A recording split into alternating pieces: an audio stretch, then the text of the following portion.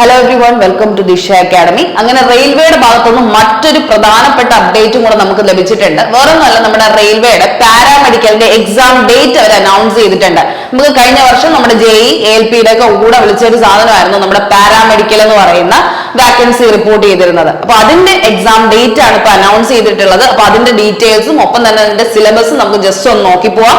അപ്പൊ എന്തായാലും RRBയുടെ റെയിൽവേയുടെ ഭാഗത്ത് വരുന്ന ഹോസ്പിറ്റൽസും ഹെൽത്ത് കെയറിലേക്കുള്ള പാരാമെഡിക്കൽ സ്റ്റാഫിന്റെ റിക്രൂട്ട്മെന്റ് ആണ് അവർ പാരാമെഡിക്കൽ ഈ ഒരു നോട്ടിഫിക്കേഷനിലൂടെ അനൗൺസ് ചെയ്തിട്ടുണ്ടായിരുന്നത്. അപ്പൊ അതിന്റെ ഡീറ്റെയിൽസ് ആണ്, ഡേറ്റും ഡീറ്റെയിൽഡ് സിലബസും ആണ് നമ്മൾ ഡിസ്കസ് ചെയ്യാൻ പോകുന്നത്.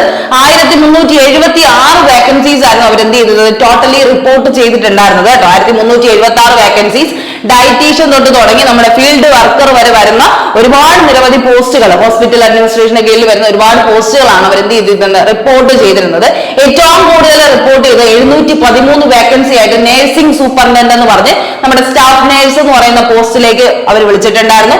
അതുപോലെ തന്നെ ഫാർമസിസ്റ്റ് എന്ന് പറഞ്ഞ എൻട്രി ഗ്രേഡ് എന്ന് പറയുന്ന 246 വേക്കൻസിയോളം നമുക്ക് എന്ത് കിട്ടിയിട്ടുണ്ടായിരുന്നു, 246 ഫാർമസിസ്റ്റ് വേക്കൻസി അവർ റിപ്പോർട്ട് ചെയ്തിരുന്നുണ്ട്.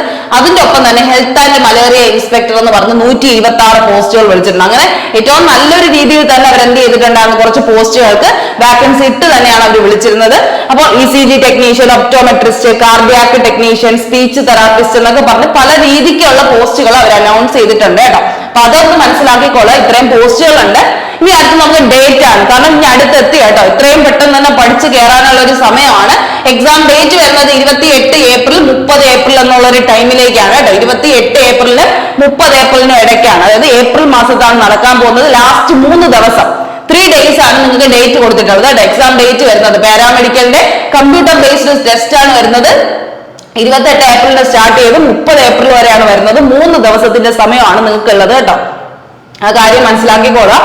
ഈ കോൾ ലെറ്റർ ഒക്കെ 4 ദിവസം മുമ്പ് കിട്ടും. 10 ദിവസം മുമ്പ് നിങ്ങളുടെ സിറ്റി ഇന്റിമേഷൻ സ്ലിപ്പ് റിലീസ് ആവും കേട്ടോ. സിറ്റി ഇന്റിമേഷൻ സ്ലിപ്പ് വരുന്നത് 10 ദിവസം മുന്നേ ആണ്. 4 ദിവസം മുമ്പ് നിങ്ങൾക്ക് അഡ്മിറ്റ് കാർഡ് റിലീസ് ആവും. ഓക്കെ, അത്രയും കാര്യങ്ങൾ നിങ്ങൾ ഇത്രയും കാര്യങ്ങൾ മനസ്സിലാക്കിക്കോളാം. ഇനി നിങ്ങൾക്ക് അറിയാം നമ്മുടെ എങ്ങനെയാണ് നിങ്ങളുടെ എക്സാം പാറ്റേൺ വരുന്നത്. പാരാമെഡിക്കൽ കോഴ്സ് ആണ്, അതുകൊണ്ട് തന്നെ ഒരു ഒറ്റ ടയർ ആയിട്ടാണ് വരുന്നത്. റിട്ടൺ എക്സാമിനേഷൻ ആണ് നിങ്ങൾ ക്വാളിഫൈ ആവേണ്ടത്. അത് കഴിഞ്ഞ ഒരു സ്കിൽ ടെസ്റ്റ് പോലെ ഒരു സംഭവമാണ് പിന്നെ വരുന്നത് കേട്ടോ.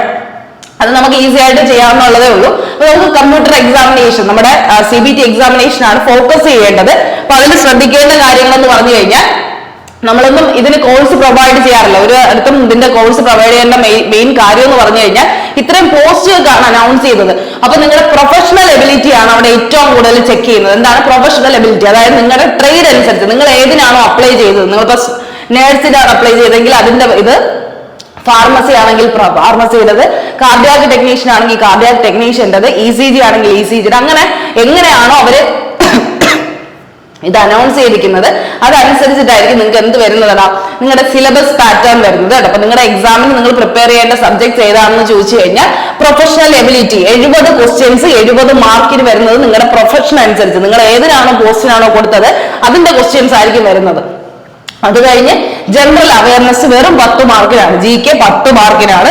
ജനറൽ അരിത്തമെറ്റിക്, നമ്മുടെ മാത്സ്, നമ്മുടെ അരിത്തമെറ്റിക്, റീസണിങ്ങും മാത്സും കൂടെ കലർത്തിയിട്ടുള്ള ഒരു 10 ക്വസ്റ്റ്യൻസ്. അത് കഴിഞ്ഞ് സയൻസ് എന്ന് പറയുന്ന 10 ക്വസ്റ്റ്യൻസ്. ഇത്രയാണ് ചോദിക്കുന്നത്. 70 10 10 10 എന്നുള്ള രീതിയിൽ, ഈ ഒരു രീതിയിലാണ് 90 മിനിറ്റ് സമയമാണ് നിങ്ങൾക്കുള്ളത്. 1.5 മണിക്കൂർ സമയമുണ്ട്. ആ ഒരു രീതിക്കാണ് ചോദിക്കുന്നത്. 100 ക്വസ്റ്റ്യൻസ് 100 മാർക്ക് 90 മിനിറ്റ്, ഇങ്ങനെയാണ് ചോദിക്കുന്നത് കേട്ടോ. അപ്പൊ നിങ്ങൾക്ക് നോർമലി ജനറൽ അവയർനെസ് ഒക്കെ കറണ്ട് അഫയേഴ്സ് റിലേറ്റഡ് ആയിട്ടുള്ള ജനറൽ അവയർനെസ് ആയിരിക്കും.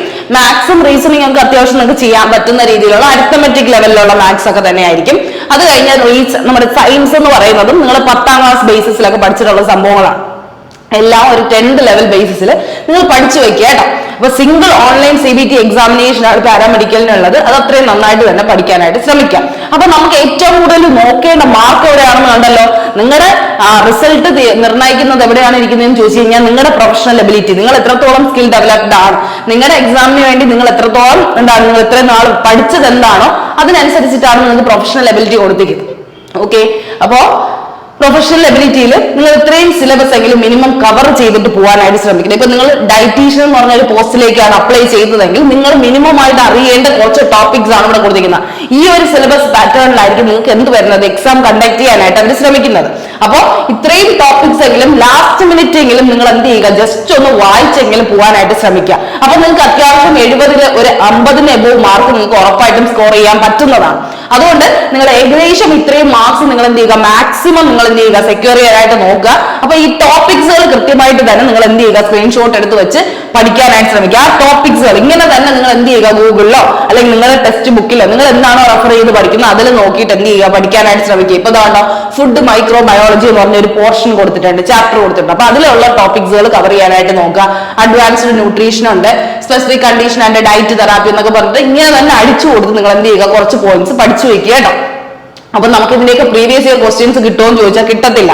റെയിൽവേയുടെ സൈഡിൽ ഉണ്ടെങ്കിലേ ഉള്ളൂ, അല്ലാതെ നമുക്ക് കിട്ടത്തില്ല. അതുകൊണ്ടാണ് നിങ്ങൾ ഇതിന്റെ ടോപ്പിക്സ് എങ്കിലും മിനിമം അവരെന്ത് ചെയ്യുന്നത്, പഠിക്കാനായിട്ട് പറയുന്നത്. അപ്പൊ നിങ്ങൾക്ക് വേണമെന്നുള്ളവരാണെങ്കിൽ ഇതിൽ ഫുൾ കണ്ടന്റിന്റെയും അതായത് ഏതൊക്കെ പോസ്റ്റുകൾ വിളിച്ചിട്ടുണ്ടോ ആ പോസ്റ്റുകളുടെ എല്ലാത്തിന്റെയും ടോപ്പിക്സ് നമ്മളിവിടെ കൊടുത്തിട്ടുണ്ട്. അത് വേണമെങ്കിൽ നിങ്ങൾക്ക് എന്ത് ചെയ്യാം, സ്ക്രീൻഷോട്ട് എടുത്ത് വെച്ചിട്ട് നിങ്ങൾക്ക് അത് അനുസരിച്ച് പഠിച്ചു പോവാം. കാരണം ഇനി വരാൻ പോകുന്ന ദിവസമെങ്കിലും എന്ന് വെച്ചാൽ ഏപ്രിൽ ലാസ്റ്റ് ആണ്, ഇപ്പൊ മാർച്ചിന്റെ ലാസ്റ്റ് ആയതേ ഉള്ളൂ. ഒരു മാസം നിങ്ങൾക്ക് എന്തായാലും ടൈം ഉണ്ട്. ആ ടൈം കൊണ്ട് നിങ്ങൾക്ക് മാക്സിമം ഈ ചാപ്റ്റേഴ്സ് കവർ ചെയ്യാൻ പറ്റിക്കഴിഞ്ഞാൽ നിങ്ങൾക്ക് ഉറപ്പായിട്ട് ഷോർട്ട് ആയിട്ട് അതിന്റെ ഒരു എന്താണ് നമുക്ക് 60% എബോവ് നിങ്ങൾക്ക് എന്ത് ചെയ്യാൻ പറ്റും, കവർ ചെയ്യാൻ പറ്റും എന്നുള്ളൊരു കാര്യം ആലോചിക്കുക.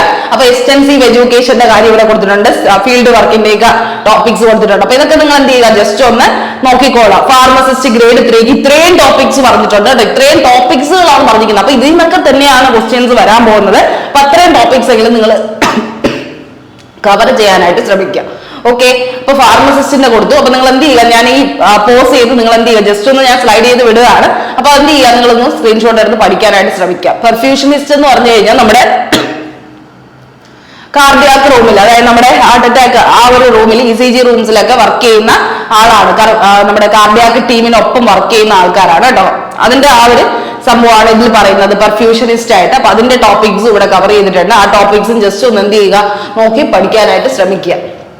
പെർഫ്യൂഷനിസ്റ്റ് കേട്ടോ, പെർഫ്യൂഷനിസ്റ്റ് നിങ്ങൾ അപ്ലൈ ചെയ്ത് നിങ്ങളുടെ പോസ്റ്റുകൾ നിങ്ങൾക്ക് കൃത്യമായിട്ട് അറിയായിരിക്കും. അതനുസരിച്ച് നിങ്ങൾ എന്ത് ചെയ്യുക, ജസ്റ്റ് ഒന്ന് നോക്കി പോവുക. സ്പീച്ച് തെറാപ്പിസ്റ്റിന്റെയും ടോപ്പിക്സ് ആണ് ഇവിടെ കൊടുത്തിരിക്കുന്നത്, സ്പീച്ച് തെറാപ്പിസ്റ്റ്. ഇനി അടുത്ത് ഡെന്റൽ ഹൈജീനിസ്റ്റ്, ഡയാലിസിസ് ടെക്നീഷ്യൻ എന്ന് പറയുന്ന ഡെന്റൽ ഹൈജീനിസ്റ്റ് നമ്മുടെ പല്ലിന്റെ കാര്യങ്ങളെല്ലാം നോക്കുന്ന ഡെന്റൽ ഹൈജീനിസ്റ്റും അതുപോലെ ഡയാലിസിസിന്റെ കാര്യം ടെക്നീഷ്യന്റെ ആ ഒരു ടോപ്പിക്സും ആണ് കൊടുത്തിരിക്കുന്നത്. അപ്പൊ നിങ്ങൾ ഏത് പോസ്റ്റിലേക്കാണോ അപ്ലൈ ചെയ്തത് അത് കൃത്യമായിട്ട് തന്നെ നോക്കിക്കോളുക കേട്ടോ. നിങ്ങൾ ഏതാണ് പഠിക്കേണ്ടതെന്ന കാര്യം നോക്കിക്കോളാം. അതുപോലെ ഫിസിയോതെറാപ്പിസ്റ്റ്, അതുപോലെ health and malaria inspector, lab superintendent grade 3 ഇതിന് അത്യാവശ്യം വാക്കൻസി ഉണ്ട് കേട്ടോ. ലാബിന്റെ കാര്യങ്ങളൊക്കെ പഠിക്കേണ്ടത് ഇത്രയും ടോപ്പിക്സ് എങ്കിലും കവർ ചെയ്യാനായിട്ട് ശ്രമിക്കുക. ഓക്കെ, ഫിസിയോതെറാപ്പിസ്റ്റിന്റെ ഇത്രയുണ്ട്, ലാബ് സൂപ്രണ്ടന്റിന്റെ ഇത്രയുണ്ട്. അത് കഴിഞ്ഞ് റേഡിയോഗ്രാഫർ എന്ന് പറയുന്ന പോയിന്റ്, ഒപ്റ്റോമെട്രിസ്റ്റ് കണ്ണിന്റെ കാര്യങ്ങളൊക്കെ നോക്കുന്ന ഒപ്റ്റോമെട്രിസ്റ്റ്, വിഷൻ ടെസ്റ്റിന്റെ ഒക്കെ കാര്യം നോക്കുന്ന ഇത് റേഡിയോഗ്രാഫർ, എക്സ്റേയുടെ ടെക്നീഷ്യൻ ആയിട്ട് റേഡിയോഗ്രാഫർ ഉണ്ട്. അത് കഴിഞ്ഞ് ECG ടെക്നീഷ്യൻ ഉണ്ട്, ECG ടെക്നീഷ്യൻ ഉണ്ട്, ലേഡി ഹെൽത്ത് വിസിറ്റർ എന്ന് പറയുന്ന പോസ്റ്റ് ഉണ്ട്, ലാബ് അസിസ്റ്റന്റ് ഗ്രേഡ് 3 പോസ്റ്റ് ഉണ്ട്, ലാബ് അസിസ്റ്റന്റ് ഗ്രേഡ് 3 പോസ്റ്റ്. അപ്പൊ ഇത്രയും പോസ്റ്റുകളുടെ നിങ്ങൾ എന്ത് ചെയ്യുക, കോപ്പി ആയിട്ട് എടുത്ത് വയ്ക്കുക കേട്ടോ. ഓക്കെ, ഇത്രയും പോസ്റ്റുകളാണ് നമുക്ക് വിളിച്ചിട്ടുള്ളത്. അതാണ് നമ്മൾ ഇത്രയും ഡിസ്കസ് ചെയ്യാനായിട്ട് ഉദ്ദേശിച്ചത്. അപ്പൊ ഇത് ഇത്രയും നിങ്ങൾ സ്ക്രീൻഷോട്ട് ചെയ്ത് പഠിക്കാനായിട്ടുള്ളവർ പഠിക്കാനായിട്ട് ശ്രമിക്കുക. അപ്പൊ നമ്മൾ പറയാൻ ഉദ്ദേശിക്കുന്നതെന്ന് പറഞ്ഞു കഴിഞ്ഞാൽ ഡേറ്റ് ഒരു മാസം ഉണ്ട്. നിങ്ങൾക്ക് പ്രൊഫഷണൽ എബിലിറ്റിയിൽ അത്യാവശ്യം മാർക്ക് സ്കോർ ചെയ്യാൻ പറ്റിയാൽ നിങ്ങൾക്ക് ഉറപ്പായിട്ടും പാരാമെഡിക്കലില് അത്യാവശ്യം മാർക്ക് നിങ്ങൾക്ക് ഫൈനൽ മാർക്കായിട്ട് കിട്ടും. കാരണം നിങ്ങൾക്ക് മാത്സും അത്യാവശ്യം ചെയ്യാൻ പറ്റും, റീസണിങ്ങിൽ 5 ക്വസ്റ്റ്യൻസ് ഉണ്ടെങ്കിൽ അത് ചെയ്യാൻ പറ്റും. GK പൊതുവെ ഉള്ള കറണ്ട് അഫേഴ്സ് ഈ 2024-25 സ്പോർട്സ് ആയിക്കോട്ടെ, അവാർഡ്സ് ആയിക്കോട്ടെ, നമ്മുടെ നോർമലി പഠിക്കുന്ന കറണ്ട് അഫേഴ്സ് ഒക്കെ ജസ്റ്റ് ഒന്ന് ഫോളോ ചെയ്യുക. പുതിയ അപ്പോയിന്റ്മെന്റ്സ് ഒക്കെ പഠിക്കുക. അതൊക്കെ പഠിച്ചതിന് ശേഷം നമ്മുടെ സയൻസും കൂടെ ജസ്റ്റ് ഒന്ന് ഓവറോൾ മിക്സഡ് GK എന്നും മിക്സഡ് സയൻസ് ആയിട്ട് എവിടെയൊക്കെയെങ്കിലും നമ്മൾ എന്ത് ചെയ്യണം, PDF കിട്ടുന്നുണ്ടെങ്കിൽ നിങ്ങൾക്ക് എന്ത് ചെയ്യാം, അതും കൂടെ ഒന്ന് റെഫർ ചെയ്തിട്ട് പോകാവുന്നതേ ഉള്ളൂ. അപ്പൊ ഇത്രയാണ് നമ്മൾ ഇന്ന് പറയാനായിട്ട് ഉദ്ദേശിക്കുന്നത്. അപ്പോൾ നിങ്ങൾ ശ്രദ്ധിക്കുക, നിങ്ങളുടെ ഈ ഒരു മാസം സമയം നിങ്ങൾ നന്നായിട്ട് തന്നെ യൂസ് ചെയ്യുന്നുണ്ടെങ്കിൽ ഉറപ്പായിട്ടും നിങ്ങൾക്ക് ഇത് ട്രാക്ക് ചെയ്യാൻ പറ്റുന്ന ഒരു കാര്യമാണ് കേട്ടോ. അപ്പൊ ഓൾ ദ ബെസ്റ്റ്, നന്നായിട്ട് തന്നെ പ്രിപ്പയർ ചെയ്യുക. RRB പാരാമെഡിക്കലിന്റെ ഡേറ്റ് എത്തിക്കഴിഞ്ഞു. അപ്പൊ ഇനി എന്തൊക്കെയാണ് പഠിക്കേണ്ടതെന്നുള്ള കാര്യവും നിങ്ങൾ അറിഞ്ഞു. അതിനനുസരിച്ച് കൃത്യമായിട്ട് തന്നെ നിങ്ങൾ മുന്നോട്ട് പോകാനായിട്ട് ശ്രമിക്കുക. All the best, thank you, have A nice day.